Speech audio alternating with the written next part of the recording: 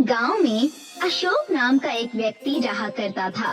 अशोक अपने 20 वर्षीय पुत्र चंदन के साथ गांव के चौराहे पर मोमोज का ठेला लगाकर बेचता था।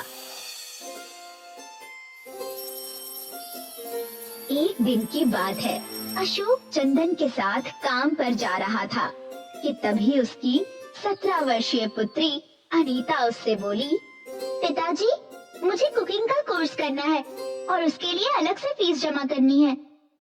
अब ये कौन सा नया चोचला है?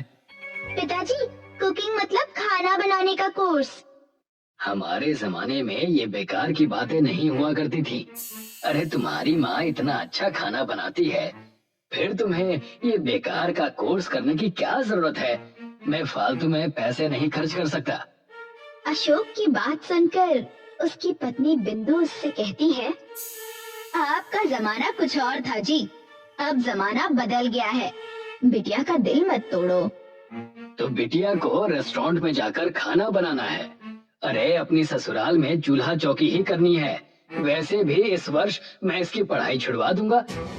इतना कहकर अशोक अपने पुत्र चंदन के साथ गांव के चौराहे पर मोमोज बेचने चला गया। अशोक चौराहे पर पहुंचा ही था कि तभी वहां पर गांव का मुखिया आ गया। और सुनाओ अशोक, क्या हाल चाल है? ईश्वर की कृपा है मुखिया जी। तुम्हारा बेटा चंदन अब तो काफी बड़ा हो गया है। अब तुम्हें इसके विवाह की तैयारी करनी शुरू कर देनी चाहिए। वैसे भी अब तुम्हारा काम में हाथ बटाने लगा है। बात तो आप बिल्कुल सही कह रहे हैं, मगर मैं चाहता हूँ कि पहले मैं अपनी पुत्री अनीता का विवाह कर दूं। अनीता तो अभी केवल 17 वर्ष की है अशोक। सबसे पहले तो तुम्हें उसे स्कूल से हटाना चाहिए, क्योंकि लड़कियों को पढ़ाने लिखाने से कोई फायदा नहीं होता है। अगर लड़कियां पढ़ लिख कर कुछ बन भी जाए तो वो पिता का सहारा नहीं बल्कि अपने पति का सहारा बनती है। पिता तो बेचारा उनके विवाह तले कर्ज में दब जाता है और बेटे हमेशा माता पिता की सेवा करते हैं। आप बिल्कुल सही कह रहे हैं मुखिया जी। आज मैं अपनी पत्नी से यही बात कह रहा था कि मैं कल ही अनीता को स्कूल से हटवा दूंगा। अगले दिन अनीता स्कूल जाने की तैयारी कर रही थी कि तभी अशोक अनीता से कहता है, तुम्हें आज से स्कूल जाने की कोई आवश्यकता नहीं है अनीता। अब तुम घर पर चूल्हा चौका संभालो। अशोक की बात सुनकर बिंदु क्रोधित हो जाती है। ये कैसी जाहिलों जैसी बातें कर रहे हैं आप? जाहिलों जैसी बातें नहीं कर रहा। वैसे भी कल अनीता की शादी हो जाएगी। भला इसके पढ़ने लिखने से हमें क्या फायदा होगा? आपने हमेशा अनीता से ज्यादा चंदन को महत्व दिया है। आप चंदन के प्यार में इतना खो गए हैं कि आपको चंदन में कोई बुराई नजर नहीं आती। कभी पूछा है आपने कि ये आधी रात को घर पर क्यों आता है? आखिर कहाँ जाता है? ये क्या करता है? चंदन लड़का है बिंदु, और लड़के शाम के बाद घर पर नहीं बैठते बल्कि वो अपने दोस्तों के साथ बैठते हैं।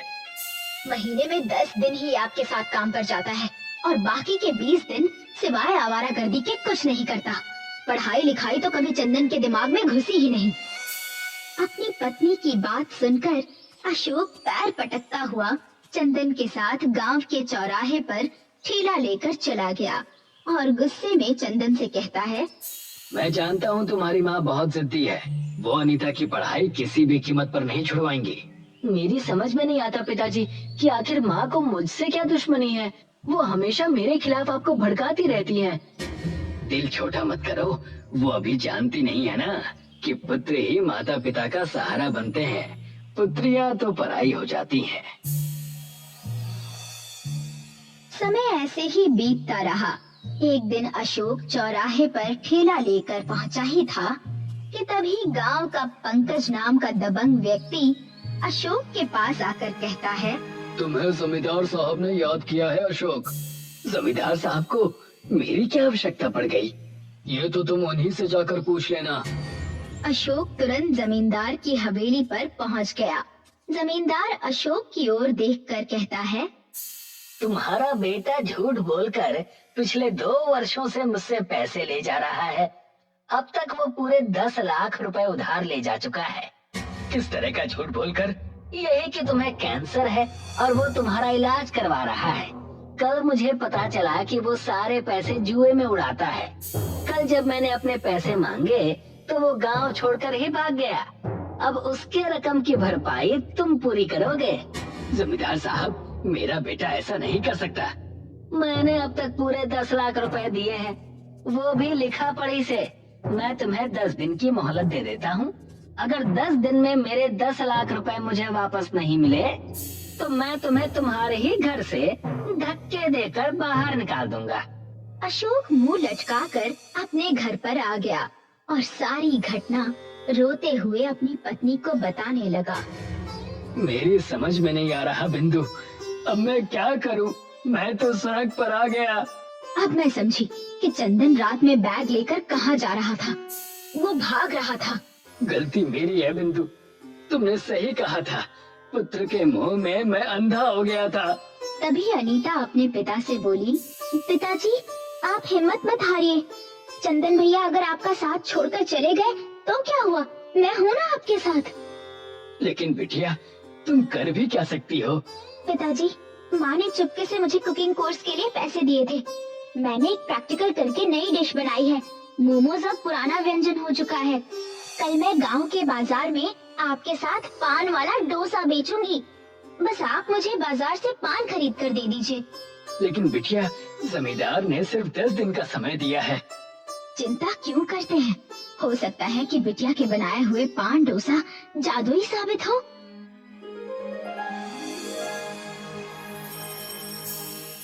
अगले दिन अशोक ने बहुत सारे पान अनीता को लाकर दे दिए। अनीता ने सारे पान बारीक बारीक पीसकर एक पतला लेप बना लिया और अपने पिता के साथ बाजार में चली गई। बाजार में अनीता ने एक बड़ी सी कढ़ाई में गर्म तेल डालकर पान का लेप डाल दिया। कुछ ही देर में वो एक चपाती जैसा बन गया और उसे डोसे का आकार देकर ऊपर से बहुत सारा मक्खन लगा दिया। कुछ ही देर में अनीता के बने हुए पान डोसे की महक चारों ओर फैल गई। तभी एक ग्राहक दौड़ता हुआ वहाँ पर आकर बोला, ये किस तरह का डोसा है? ये पान डोसा है। इस तरह के डोसे के बारे में तो ना मैंने कभी सुना है और ना ही कभी देखा है।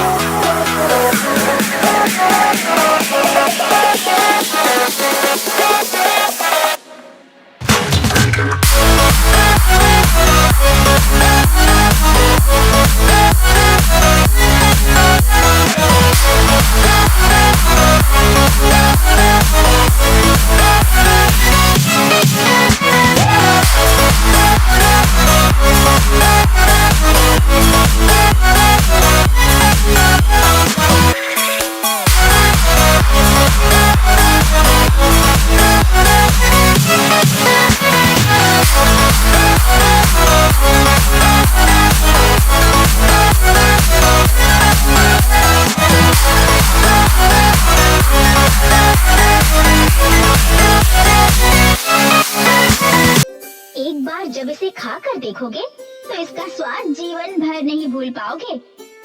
एक डोसा कितने का है? 250 रुपए का है।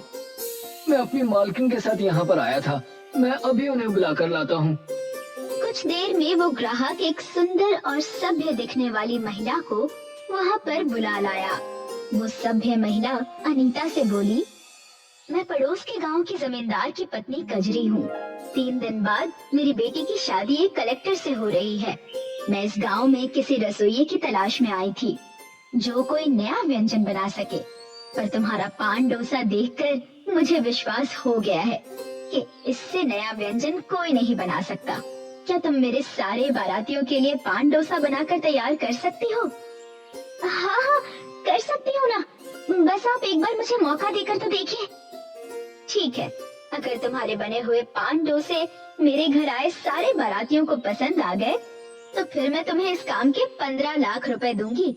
चलो मेरे साथ। अनीता अपनी माँ और पिताजी को लेकर कजरी के साथ उसके गांव में बनी हुई हवेली में चली गई और मेहनत से पान डोसे बनाने में जुट गई।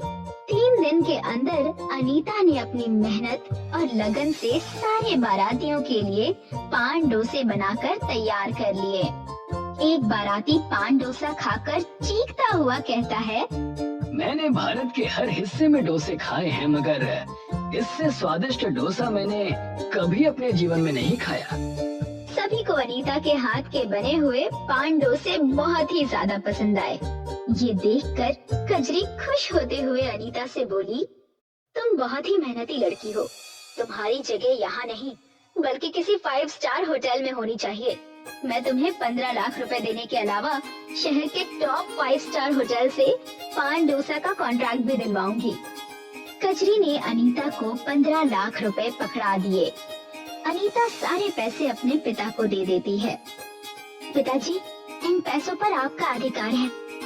अपनी बेटी की बात सुनकर अशोक की आंखों में आंसू आ गए। बिटिया, मैं तुझे जीवन भर बोझ समझता रहा। मैं हमेशा समझता रहा कि बेटे ही माता पिता का सहारा बनते हैं, परंतु मैं गलत था।